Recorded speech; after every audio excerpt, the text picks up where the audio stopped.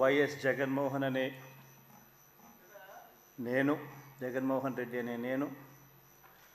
శాసనసభ సభ్యునిగా ఎన్నికైనందున శాసనం ద్వారా